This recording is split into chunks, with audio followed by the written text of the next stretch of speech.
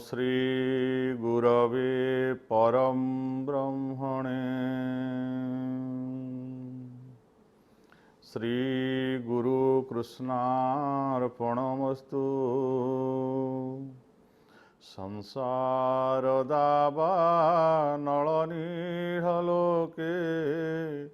त्राणाय कारुण्यघनाघनतं प्राप्तस्य कल्याणगुणार्णवस्य वन्दे गुरुश्रीचरणारविन्दं वन्दे गुरुश्रीचरणारविन्दं वन्दे गुरुश्रीचरणारविन्दं। जय गुरु। लोका समस्ता सुखिनो भवन्तु। समस्तंकर सुख शांति समृद्धि एवं मंगल कामना करी आज आमे जो गुरु तत्व पर आलोचना करुथिले आमे से तत्व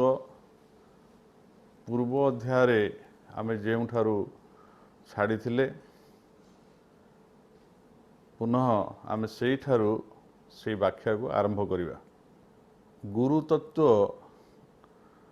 जे सर्वश्रेष्ठ तत्व यही कथा को बुझाइबा को जाई आमे अनेक कथा आलोचना करि सारिछे। निश्चित भाव रे आमे समस्ते अवगत होई सारिछे कि संसार रे जेते तत्व अछि सबुठारु श्रेष्ठ तत्व ताहा हेउछि श्री गुरु परम तत्व। कारण कुहा जाइथिला जे आम्भे माने सेही परम ब्रह्म परमात्मा भगवान को अज्ञान अंधकार द्वारा आच्छन्न होइथिबारु आमे तांकु प्रत्यक्षीभूत करि पारुनाहु, तांकु दर्शन करि पारुनाहु, तांकु अनुभव मध्य करि पारुनाहु। भगवान को अनुभव न होई पारुथिबारु बेले बेले समस्तंक मनरे गोटे संदेह आसे जे प्रकृति रे कोन भगवान अछंती कि। सेथिपाई स्वयं भगवान प्रत्येक समय प्रत्येक मुहूर्त रे आंभमान को समस्त वैषयिक शिक्षा अर्थात इह संसार रे किभली भाव रे आमे संपूर्ण भाव रे समृद्धिशाली होई बा समृद्ध होई आमे आमर समस्त शरीर को रक्षा करने संगे संगे शरीर को रक्षा करने जो अर्थ उपार्जन हेबो किभली भाव रे तार कौशल गृह निर्माण कौशल ठारू आरंभ करी आम्भमानकर खाद्यपर व्यवस्था एवं समस्त यातायातर व्यवस्था आदि अनेक कार्य वैषयिक शिक्षा द्वारा आम संपादन करुवा बेले आत्मज्ञान वा से आध्यात्मिक शिक्षा को प्रदान करने गुरुंकर आवश्यक पड़ी था। मनुष्य जीवन रे जदि आम्भे माने केवल वैषयिक ज्ञान लाभ करी समृद्धिशाली होई आहार निद्रा भय मैथुन विहार आदि अनेक कार्य सुरुखुरु रे संपादन करी से वैषयिक क्रिया द्वारा बा से कर्म साधन आमे बाह्य शरीर एवं इंद्रिय मानकु किछि सुख दे पारुथिले मध्य अंतर्निहित भाव रे आमे आत्मा विषय रे बा मु किए एई ज्ञानर अभाव थिवारु सेई परिप्रेक्षी रे आमे माने प्रकृत जहा आत्मानंद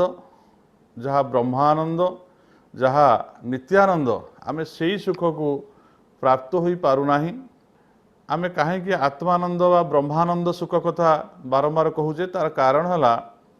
पूर्व अध्याय कहुला जे ये संसार होची अनित्य संसार क्षणभंगुर बा अनित्य ये संसार होइथिबारु आमर प्रत्येक विद्या मध्य होची जेते वैषयिक विद्या अच्छी शरीर को पृष्ठ हृष्ट करने बा समृद्ध करने बा इंद्रिय मान को सुख देवाई बा शारीरिक सुख व्यवस्था पाई आमे जेते व्यवस्था करिथाउ यह संसार भितरे ताहा मध्य होचे अनित्य जेहेतु आमर शरीरटी होचे अनित्य। सेही कथा पूर्वर बारंबार आलोचना करा जायछि। सेही अनित्य संसार भितरे आमे जेतेबेले सामान्य टिके वैषयिक सुख बा वैषयिक सुख माध्यम इंद्रिय को सुख देवाकू जाई आमे सेतेबेले आमे सेतरे पराभूत हो बा आमे सेतरे विफल हो सेतेबेले आमको लागे जे ये सुखरे कौन आवश्यक अछि। मु जेते सुख अनुभव करुछि शारीरिक भाव रे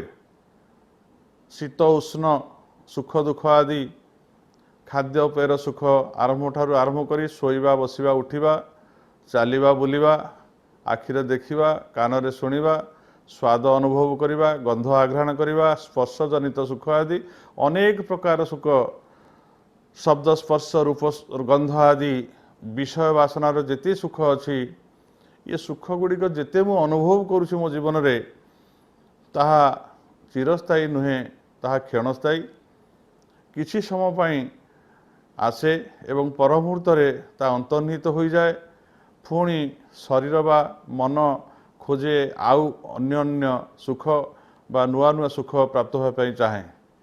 ये इंद्रिय सुख प्राप्तिर विराम केबे नाही यह जन्म जन्मांतर पई चली आसुछि। सेतिपई मनरे नानादि कामना वासना सृष्टि हेउछि भोग विलास करिया पई एवं भोग विलास आसुछि एवं ताहा किछि समय पर आप्यायित कला परे ताहा अंतर्निहित हो जाए एवं परवर्ती अवस्था रे ताहा दुखर कारण हुए। आमे जहाको विषय संसार भितरे शब्द स्पर्श रूपरस गंधादि मध्यरे बा ताकू प्राप्त हो जो सुख लाभ करने पे इच्छा करू सेही सुख अचिरस्थायी होइथिबारु आम मध्यरे नानादि दुख जंत्रणा आसे। जन्मरे दुख जन्म परे रोगग्रस्त हेले दुख जरा कहले वार्धक्य अवस्था आसिले आहुरी दुख वार्धक्यतार शिथिलता भितर नानादि दुख अनुभव करू करू आसी जाए मृत्यु अर्थात ये संसार सहित ये शरीर को मध्य हमको त्याग करने को पड़ी थाए प्रियजन मान को त्याग करने को पड़ी थाए। आमे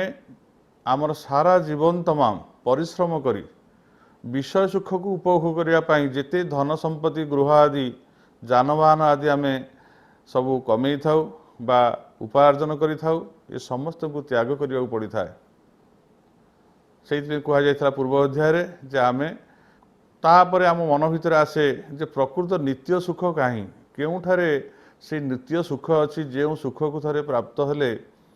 मनुष्य आनंद अभिभूत द्रवीभूत हो रहिबो से सुखर केबे हेले अवसान हेबो नाही। से सुख को खोजवा को जाई आमे जेतेबेले जने आध्यात्मिक गुरु पाखे उपनीत हो सेतेबेले से गुरु को सद्गुरु कहा जाए कारण आत्मा होची सत्य ब्रह्म होची सत्य भगवान होचंती सत्य संसार मिथ्या जहाँ आम देखुचे माया प्रपंच एवं शरीरटी मध्य मिथ्या बोली आम भावुचे ये जेहेतु ताहार बारंबार परिवर्तन होउछि ता चिरस्थायी ही रही पारु नाही एइथिपे आमे ताकू असत बोली भावुचे बा आमे ताकू मिथ्या बोली अनुभव करुचे। तेणु आमे सेई सद्गुरु को जिते आम प्राप्त होउछे तांकरी कथा जो आलोचना होउथला अनेक कथा आलोचना हवा परे ये संसार भितरे कहा जाइछि जे सेई सद्गुरु को आमे आमर भक्ति निवेदन द्वारा अंतर्निहित बा आंतरिक भक्ति भाव द्वारा श्रद्धा द्वारा भल पाइबा द्वारा निष्ठापर भाव आमे विश्वासर सहित जदि आमे तांकर सेवा करि परिबा एवं सेवा कार्पण्य द्वारा जदि आमे तांको संतुष्ट करि परिबा,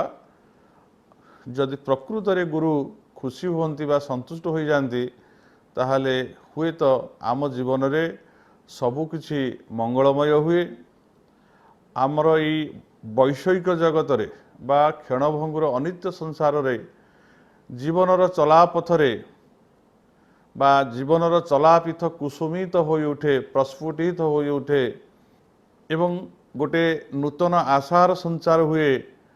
जे हुए तो ये क्षणभंगुर संसार भितर अनित्य संसार भितर मो शरीरर अवसान हो जाउछि बा दिन को दिन क्षण हो जाउछि बा क्षीण हो जाउछि बा क्षय हो जाउछि या सत्य, किंतु समस्तक भली मु दिने संसार को त्याग कले मध्य मु गुरुंकर कृपारु बा गुरुंकर पथरे प्रदर्शित होई मु एभली एक नूतन स्थान को बा दिव्य स्थान को गमन करुछि। सेठी केवल मते आनंद ही आनंद बा सुख केवल प्राप्त हेब, ताहा दुखर कारण हेब नाही बा मु आउ बारंबार जन्म मरण चक्र भितर रही इह संसार को आसी बारंबार यही अनित्य सुख पछरे धावित होई दुख केबे हेले अनुभव करिबि नाही। सेथिपाई जीवनर चलापथ जेतेबेले सुगम हो जाए एवं नूतन आशार आलोक जेतेबेले जीवन रे फुटी उठे जे आगामी भविष्यत रे मोर एई जीवनर गतिशीलता भितरे मु दिने सेई राज्य रे पहुँचीबी, भगवत राज्य रे पहुँचीबी जोठारे केवल मते सुख बा केवल समृद्धि बा आनंद चिरस्थायी भाव में प्राप्त हेब। सुखं वांछन्ति सर्वत्र तश्च धर्म समुद्भव, ये धर्म माध्यम ही ता प्राप्त हेब। प्रकृत मोर धर्म कौन मुझे ताको ठीक भाव में बुझीपारि एवं गुरुंकर कृपा लाभ करि एवं गुरुंक पथरे प्रदर्शित पथरे मु अनुगमन करी, ताहले मोर जीवन निश्चित भाव में यही दुखपूर्ण संसार भितर बा दुखपूर्ण संसार को धीरे धीरे अतिक्रांत करिबा, अतिक्रम करी से एक महासुख आड़ को गति करिवो, आनंद आड़ को। उत्पादक ब्रह्मदात्र गरियान ब्रह्मोदो पिता, उत्पादक ब्रह्मदात्र गरियान ब्रह्मोदो पिता, ब्रह्म जन्म ही विप्रस्य प्रत्यचेह च शाश्वतम। अर्थात शास्त्र रे कहगला उत्पादक अर्थ आमको जो माने जन्म देइछंती अर्थात आमर पिता माता, आमे पिता माता संजोगरु अर्थात मातांकर बिंदु पितांकर बिंदु ये उभय बिंदुर समिश्रण रे मातृगर्भ रे ये उभय बिंदुर संयोगीकरण आमे एक प्राणी बा जीव जगत रे एक शरीर लाभ करिछे। यही शरीरटी पितामाता द्वारा लाभ करथिले मध्य पितामाता जन्म देई आम मानकु संपूर्ण भाव में भरण पोषण करी खाद्यपेय पानीर व्यवस्था करी आमे जिते बाल्यावस्था थाए अज्ञान भितर गति करूँ बौद्धिकर विकास ही न थाए से अवस्था आमको संपूर्ण भाव से लालन पालन करी आमको जड़े भल मनुष्य एवं शिक्षा आमर संस्कृति आमर धर्म इत्यादि अनेक कथा आम मानक से शिक्षा दे आम मानक आम मानकर सर्वस्व श्रेय को वृद्धि करिथांती। तथापि पितामाता आमको जन्म देइथिले मध्य यही अनित्य संसार भितरे मृत्युटी हेउछि निराट सत्य कथा एवं ताहा हेउछि चिरंतन सत्य होइथिबारु एवं न मृत्युकाल पुरुषस्य निश्चित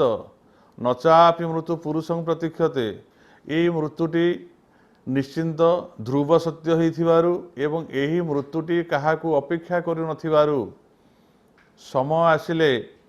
आमे माने समस्ते निज निजर अभिनय सारी चली जाउथिबारु एवं एठी जेतेबेले रोगाग्रस्त हेउ एवं हठात मृत्यु आसी पहुँचे बा जराग्रस्त हेउ नानादि दुख कष्ट भोगु सेतेबेले यही जन्मदाता पितामाता शरीर दे आमको संपूर्ण भाव में वृद्धि करी आम मानकु जड़े भल मनुष्य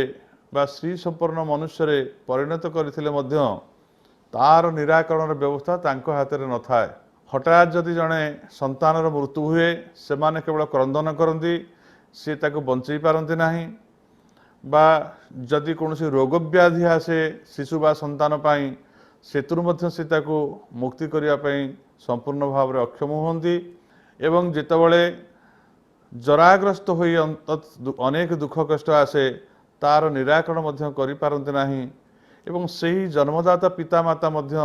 ତାଙ୍କର ସନ୍ତାନ ସନ୍ତତିମାନଙ୍କ ସହିତ ଜୀବନର ଶେଷ ପର୍ଯ୍ୟନ୍ତ ତାଙ୍କ ସହିତ ଜୀବନ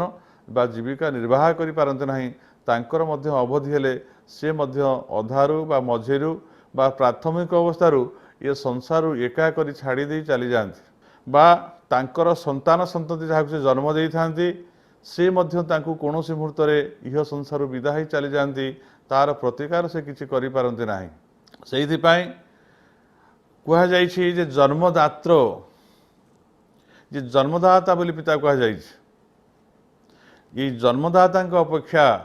ଯେ ଗୁରୁ ହେଉଛନ୍ତି ବଡ଼ ଏଇ କଥାକୁ ଏଠାରେ ପ୍ରତିପାଦ୍ୟ କରାଯାଇଛି। ସେଇଥିପାଇଁ ଯେ ଜନ୍ମ ଦେଇ ବାରମ୍ବାର ଏହି ଅନିତ୍ୟ ସଂସାରକୁ ଜନ୍ମ ପରେ ମୃତ୍ୟୁ, ମୃତ୍ୟୁ ପରେ ପୁନଃ ଜନ୍ମ ଏବଂ ଜନ୍ମରେ ଦୁଃଖ, ଜନ୍ମ ମୃତ୍ୟୁ ଜରାବ୍ୟାଧି ଏବଂ ତ୍ରିତା ପରେ ଦହିତ ହେଉଛି ଶରୀର, ତାର କୌଣସି ନିରାକରଣ ହୋଇପାରୁନଥିବାରୁ ଆତ୍ମଜ୍ଞାନୀ ବା ବ୍ରହ୍ମଜ୍ଞାନୀ ସଦ୍ଗୁରୁ ଆତ୍ମଜ୍ଞାନ ପ୍ରଦାନ ଦ୍ୱାରା ଆମ୍ଭମାନଙ୍କୁ ଏହି ଭବ ସଂସାର ଉଦ୍ଧାର କରି ବାରମ୍ବାର ଆଉ ଜନ୍ମ ମୃତ୍ୟୁ ଚକ୍ରକୁ ନ ଆସି ବା ପାଇଁ ଆମର ଜନ୍ମ ରୋଧ କରିଦିଅନ୍ତି। ଅର୍ଥାତ୍ ଆମେ ଏଭଳି ଏକ ମହାନ ସ୍ଥାନରେ ଉପସ୍ଥିତ ହେଉ ଯେଉଁ ସ୍ଥାନରେ ଆମ୍ଭମାନଙ୍କର ନିତ୍ୟାନନ୍ଦ ବା ପରମାନନ୍ଦ ସୁଖ ଆମେ ପ୍ରାପ୍ତ ହୋଇଥାଉ ଆଉ ବାରମ୍ବାର ଇହ ସଂସାରକୁ ବା କ୍ଷଣଭଙ୍ଗୁର ସଂସାରକୁ ଆସି ଆମମାନଙ୍କୁ ଦୁଃଖ କଷ୍ଟ ଭୋଗ କରିବାକୁ ପଡ଼ୁନଥାଏ। ସେଇଥିପାଇଁ କୁହାଯାଇଛି ଉତ୍ପାଦକ ବ୍ରହ୍ମଦାତ୍ର ଗରିୟାନ ବ୍ରହ୍ମୋଦ ପିତା। ଉତ୍ପାଦକ ଅର୍ଥ ଯିଏ ଜନ୍ମ ଦେଲେ ଯେଉଁ ପିତା ଆମକୁ ତାଙ୍କ ଅପେକ୍ଷା ବ୍ରହ୍ମଦାତ୍ର ଅର୍ଥାତ୍ ଯିଏ ଆମକୁ ବ୍ରହ୍ମଜ୍ଞାନ ବା ଆତ୍ମଜ୍ଞାନ ପ୍ରଦାନ କଲେ। ଆତ୍ମଜ୍ଞାନ ପ୍ରଦାନେନ ତସ୍ମୈ ଶ୍ରୀ ଗୁରବେ ନମଃ। ବାରମ୍ବାର ପ୍ରଣାମ କରୁଛୁ ଯେ ଆତ୍ମଜ୍ଞାନୀ ଗୁରୁ ହେଉଛନ୍ତି ବା ବ୍ରହ୍ମଜ୍ଞାନୀ ହେଉଛନ୍ତି ସବୁଠାରୁ ବଡ଼, ଯିଏ ଆମକୁ ଜନ୍ମ ଜନ୍ମାନ୍ତର କ୍ଲେଶରୁ ମୁକ୍ତ କରିଦିଅନ୍ତି, ଭବବନ୍ଧନରୁ ଯିଏ ମୁକ୍ତି କରିଦିଅନ୍ତି। ସେଥିପାଇଁ କୁହାଗଲା ଯେ ଉତ୍ପାଦକ ବ୍ରହ୍ମଦାତ୍ର ଗରିୟାନ ବ୍ରହ୍ମୋଦ ପିତା। ଏଠି କହିବାର ତାତ୍ପର୍ଯ୍ୟ ଏହା ନୁହେଁ ଯେ କେହି ଭୁଲ ବୁଝିବେନି ଯେ ଆମକୁ ଜନ୍ମ ଦେଇଥିବା ପିତାମାତାଙ୍କୁ ଏଠି ନିମ୍ନ କରାଯାଉଛି ବା ନ୍ୟୁନ ଦୃଷ୍ଟିରେ ଦେଖାଯାଉଛି ବା ନ୍ୟୁନ ଭାବରେ ବର୍ଣ୍ଣନା କରାଯାଉଛି। ବୈଷୟିକ ଜଗତରେ ପିତାମାତାଙ୍କ ଠାରୁ କେହି ବଡ଼ ନାହାନ୍ତି। ସାକ୍ଷାତ ପ୍ରତ୍ୟକ୍ଷ ପିତର ମାତରଶ୍ଚୈବ ସାକ୍ଷାତ ପ୍ରତ୍ୟକ୍ଷ ଦେବତା। ପିତାମାତା ହେଉଛନ୍ତି ପ୍ରତ୍ୟକ୍ଷରେ ସାକ୍ଷାତ ଦେବତା। କାହିଁକି ନା ଆମେ ସିଏ ଯଦି ଆମକୁ ଜନ୍ମ ଦେଇନଥାନ୍ତେ ବା ତାଙ୍କ ଗର୍ଭରୁ ଆମେ ଆସିନଥାନ୍ତେ, ମା ଯଦି ବା ମାତୃଶକ୍ତି ଯଦି ବା ମା ଯଦି ଆମକୁ ତାଙ୍କ ଗର୍ଭରେ 10 ମାସ ଧାରଣ କରିନଥାନ୍ତେ ତାହେଲେ ଆମେ କ'ଣ ପ୍ରକୃତରେ ସଂସାରକୁ ଭୂମିଷ୍ଠ ହୋଇପାରିଥାନ୍ତେ? ତେଣୁ ମା ଆମକୁ ଧାରଣ କଲେ 10 ମାସ କଷ୍ଟ କରି, ଜନ୍ମ ଦେଲେ, ତାଙ୍କ ସ୍ତନରୁ ଆମେ କ୍ଷୀର ପାନ କଲୁ, ସେ ଆମକୁ ଲାଳନ ପାଳନ କଲେ, ଆମକୁ ସମ୍ପୂର୍ଣ୍ଣ ଭାବରେ କିଭଳି ବୃଦ୍ଧି ହେବା ଏବଂ ଆମର ବୌଦ୍ଧିକ ବିକାଶ ହେବ। ଆମର ପିତା ଆମର ସମସ୍ତ ଶିକ୍ଷା ଦୀକ୍ଷାର ଦାୟିତ୍ୱ ନେଲେ, ଧର୍ମ ସଂସ୍କୃତି ଆଦି ଶିକ୍ଷା ଦେବାର ଦାୟିତ୍ୱ ଆମର ଆଚାର୍ଯ୍ୟମାନେ ନେଲେ। ବୈଷୟିକ ଜଗତରେ ଏମିତି ନାନାଦି କଥାରେ ଆମେ ତାଙ୍କ ଦ୍ୱାରା ପରିପୃଷ୍ଟ ହୋଇଥିବାରୁ ଏବଂ ଶାସ୍ତ୍ରରେ ଥିବାରୁ ଯେ ଶରୀର ଆଦ୍ୟଂ ଖଳୁ ଧର୍ମ ସାଧନମ୍। କୌଣସି ଧର୍ମ ସାଧନ କରିବାକୁ ହେଲେ ବା ଗୁରୁ ଗୃହକୁ ଯାଇ ଶିକ୍ଷା ଲାଭ କରିବାକୁ ହେଲେ ବା ଆଧ୍ୟାତ୍ମିକ ଗୁରୁ ଗ୍ରହଣ କରି ଆମେ ଭବବନ୍ଧ ମୁକ୍ତ ହେବାକୁ ହେଲେ ଖାଲି ଆତ୍ମା ଦ୍ୱାରା ସମ୍ଭବ ହୋଇପାରିବ ନାହିଁ, ଶରୀରର ଆବଶ୍ୟକ ଅଛି। ଇଏ ଶରୀରଟି ବୃଦ୍ଧିପ୍ରାପ୍ତ ହେଲେ ସେଥିରେ ବୁଦ୍ଧି ବିବେକ ଜ୍ଞାନର ଉଦୟ ହେବା ପାଇଁ ଆମେ ସେଇଭଳି ଭାବରେ ଶିକ୍ଷା ଦୀକ୍ଷା ଗ୍ରହଣ କଲେ ତାପରେ ଆମେ ବୁଝିପାରିବା ପରେ ଯେ ଜୀବନର ଯେଉଁ କ୍ଷଣଭଙ୍ଗୁରତା ଅନିତ୍ୟତା ତାପରେ ଯାଇ ଆମେ ଗୁରୁଙ୍କ ପାଖକୁ ଯାଉଛେ। ତେଣୁ ଶରୀରର ବହୁ ମୂଲ୍ୟ ଅଛି। ତେଣୁ ଏ ଶରୀରର ସମ୍ପୂର୍ଣ୍ଣ ଭାବରେ ଏ ଶରୀରଟି ଆମକୁ ପ୍ରଦାନ କରିଥିବାର ପିତାମାତା ସର୍ବାଗ୍ରେ ସେ ନିଶ୍ଚିନ୍ତ ଭାବରେ ପୂଜ୍ୟ, ଏଥିରେ ସନ୍ଦେହ କରିବାର କୌଣସି କାରଣ ନାହିଁ। ଏବଂ ପିତାମାତାଙ୍କୁ ଯଦି ଆମେ ପୂଜା ନ କରି ଅବହେଳା କରୁ ଜୀବନରେ ମଧ୍ୟ ଆମକୁ ଗୁରୁ ପ୍ରାପ୍ତ ହେବେ ନାହିଁ,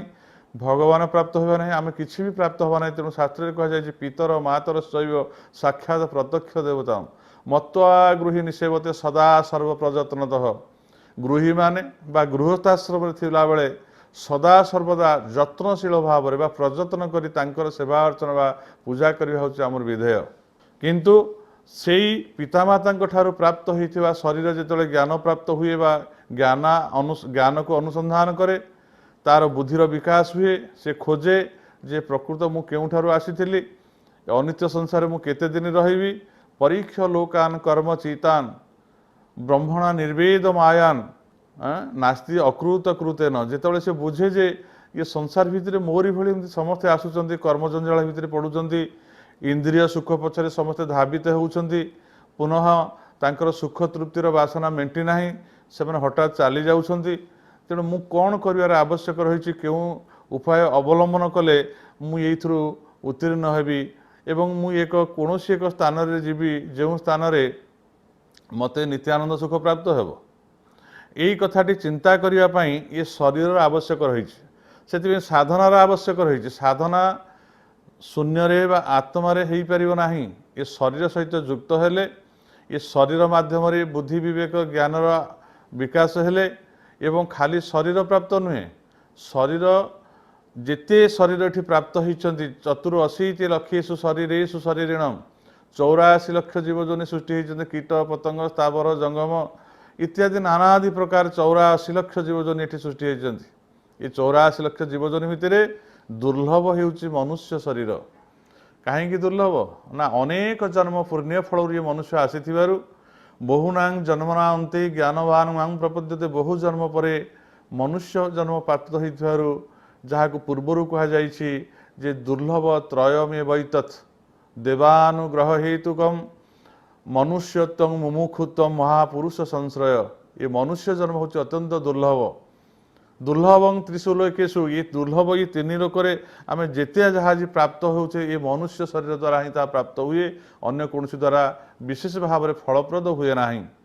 तेणु पितामाता द्वारा आम मनुष्य शरीर प्राप्त हो सर्वादौ पूज्य होते ये शरीर को प्राप्त करदेला आम जो संसार को आसला जन्म मृत्यु जराव्याधि एवं त्रितापर आम दहित हो आध्यात्मिक आदि भौतिक आदि दैविक आदि दुखरे तार निराकरण करिपारु नथिबारु एवं कौनसी मुहूर्त संसार छाड़ी चलीगले तार निराकरण करिपारु नथिबारु एवं आमको संपूर्ण भाव में आत्मज्ञान प्रदान करिपारु नथिबारु परवर्ती अवस्था जिते आम मैंने से आत्मज्ञान को प्राप्त होगापी जिज्ञासु हेउ बा आम जन सद्गुरु को लाभ करूँ धारण करूँ सेतबले आमर जो आशाटी पूर्ण हुए एवं आम आनंदरे गदगद हो अभिभूत हो एवं आमर चलापथटी कुसुमित हुए एवं आम चलापथरे पुष्प प्रस्फुटित हुए आम से अवस्था जो आनंद प्राप्त हो ताहा केवल होती आध्यात्मिक गुरु द्वारा संभव होता है से कहगला पितामाता जन्म कर श्रेष्ठ होते शरीरटी प्रदान करी आमर समस्त भवबंधन मुक्तिर कारण एवं समस्त दुखर आत्यंतिक दुखर मुक्ति करी आमको आनंद रे प्रवेश करिवार कारण नित्यानंद सुख को प्रदान करिवार कारण होउथिबारु गुरु तांकु एठारे पितामाता ठार बड़ बोली वर्णना करा जायछि शास्त्र अर्थात उत्पादक ब्रह्मदात्र गरियान ब्रह्मदपिता